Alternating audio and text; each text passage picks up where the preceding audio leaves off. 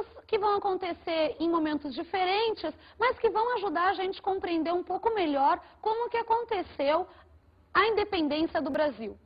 O primeiro deles seria o famoso Dia do Fico, onde as cortes portuguesas, ou seja, o parlamento que se formou depois da Revolução do Porto, teriam exigido o retorno de Dom Pedro I a Portugal. Eles já estavam percebendo, na verdade, que Dom Pedro I aqui no Brasil estaria com uma certa autonomia que para eles não representaria interesse. Dom Pedro I, mediante essa exigência do Porto, vai se negar e vai permanecer no Brasil. Esse foi consagrado como o famoso Dia do Fico. Outro fato importante para essa ruptura do Brasil com Portugal vai ser o Cumpra-se.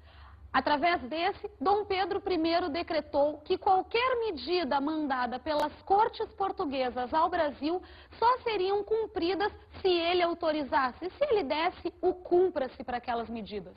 Através desse ato, gente, Dom Pedro I estava decretando a soberania nacional ao Brasil. Com isso, então, estava tudo pronto para que Dom Pedro I decretasse a independência do país.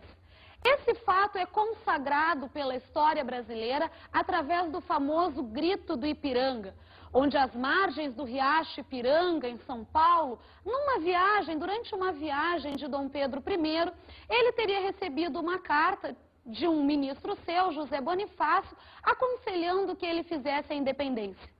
Existe um importante quadro pintado por Pedro Américo que relata esse momento da independência brasileira. Como a gente pode perceber, esse quadro ele vai ter questões bastante ideológicas presentes. Como, por exemplo, na parte mais superior do quadro, a gente percebe as tropas brasileiras na frente sendo guiadas por Dom Pedro I em um ato de comemoração à independência.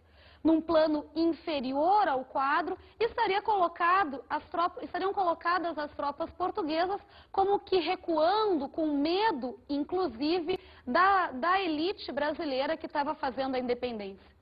Mas na questão ideológica, o mais interessante desse quadro é vocês observarem a participação de um personagem do povo que estaria colocado num plano mais à esquerda da tela. Essa personagem estaria simplesmente olhando para a independência do Brasil como se observando apenas, sem entender muito bem o que estava acontecendo.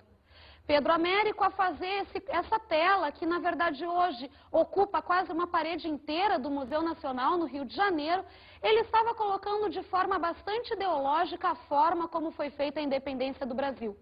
Pela análise desse quadro, podemos perceber que, de uma forma tradicional, a independência do Brasil foi feita apenas pela elite brasileira, com participação de Dom Pedro I, sem resistência dos portugueses e sem participação absolutamente nenhuma da população brasileira nesse processo. Na verdade, gente, não foi bem isso que aconteceu. Tanto as tropas portuguesas quanto até a população do país vão acabar tendo participação no processo. No Pará, na Bahia, em algumas outras regiões, nós vamos inclusive ter movimentos armados de resistência contra a separação do Brasil em relação a Portugal. Mas, de forma geral, a elite brasileira e principalmente a elite do Rio de Janeiro apoiou a independência. Isso porque, óbvio, ela estava sendo beneficiada com a separação de Portugal. Esse fato vai ser importantíssimo para que a gente consiga compreender melhor, pessoal, o período posterior que vai começar agora, logo com a independência do Brasil, que nós, dentro da história, nomeamos de Primeiro Império. A participação dessa elite brasileira durante o primeiro reinado, ela é fundamental para que se compreenda os próximos episódios da história do país. Mas, ao contrário do que normalmente a gente possa pensar, gente, a independência do Brasil não significou, em hipótese alguma, ruptura total com Portugal. Não vamos esquecer que continuou sob o comando do país um Bragança, Dom Pedro I. Isso é bastante perceptível se nós pegarmos alguns símbolos usados na época, como, por exemplo, a bandeira nacional.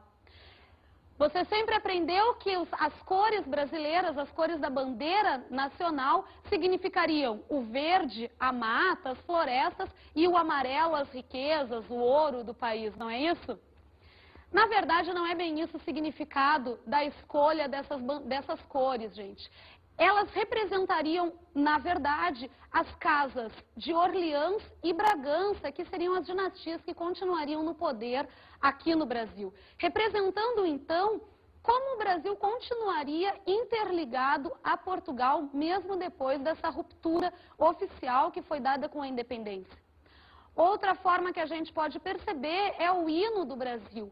A letra do hino foi colocada anos depois da independência. Na verdade, no momento da independência, só existia a música. E essa foi feita por um português. O Brasil fez a independência, era necessário, então, que outras potências reconhecessem isso, porque senão de nada valeria. Dessa forma, uma série de potências acabaram fazendo tratados com o Brasil, ganhando benefícios também com isso, para reconhecer a nossa independência. A primeira nação que fez isso foram os Estados Unidos, porque estavam envolvidos com a famosa doutrina Monroe, que era orientada pela história de América para os americanos.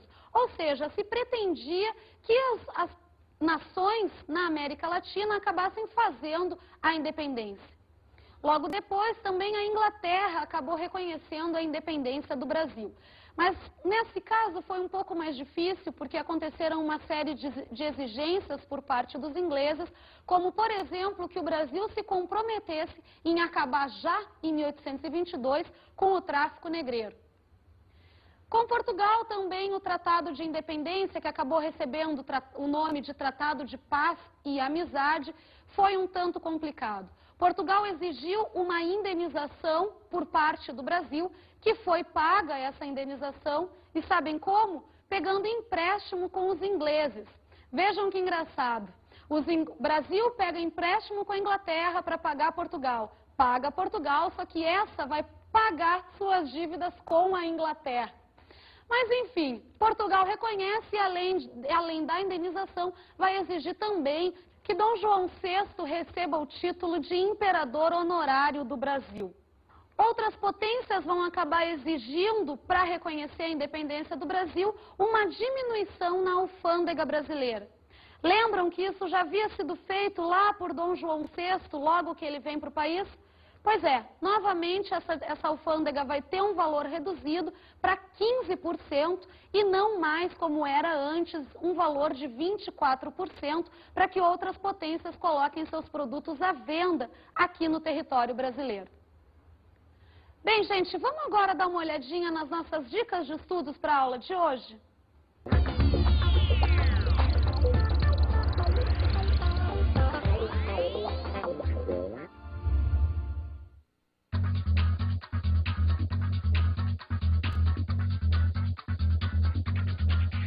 Bem, gente, a minha dica de estudos para a aula de hoje é vocês assistirem ao filme Carlota Joaquina, de direção de Carla Camurati.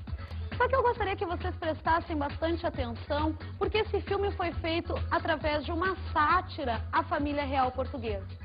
Na verdade, Dom João VI não era aquela figura grotesca que aparece no filme, que passa o tempo inteiro comendo, ou Carlota Joaquina, que passa o tempo inteiro fazendo festas na corte portuguesa situada aqui no Brasil.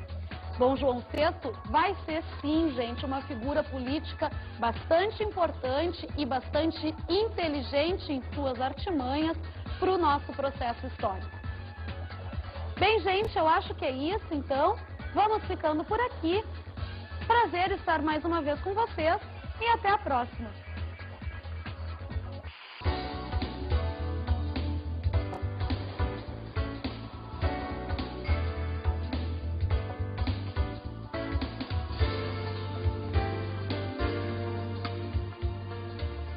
Na aula de hoje, estudamos o período joanino e processo de independência.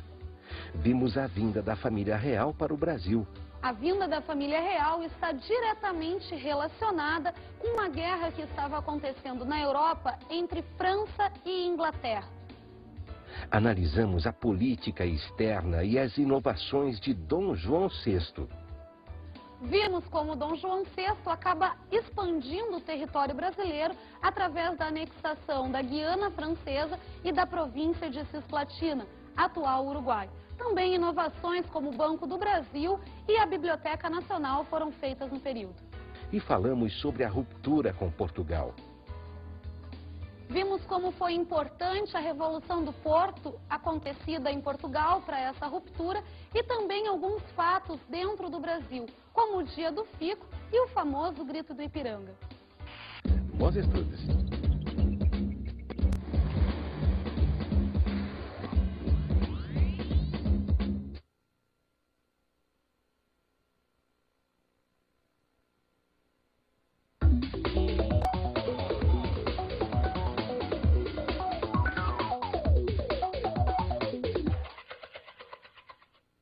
Olá, professor, tudo bem? O tema trabalhado na aula de hoje, eu acredito que seja bastante rico para a gente trabalhar um pouquinho com a questão da criticidade política dos nossos alunos. Num primeiro momento, a gente pode começar tentando desmistificar um pouco o caráter de herói que a historiografia mais tradicional vai trazer para dentro da escola durante décadas aqui no Brasil.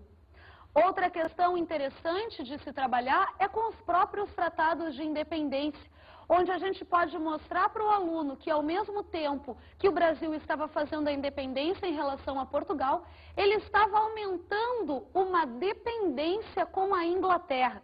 Dependência essa que vai durar praticamente até a Primeira Guerra Mundial. Com isso, gente, eu acredito que nós estamos começando a dar subsídios para a construção de uma criticidade política maior dos nossos alunos.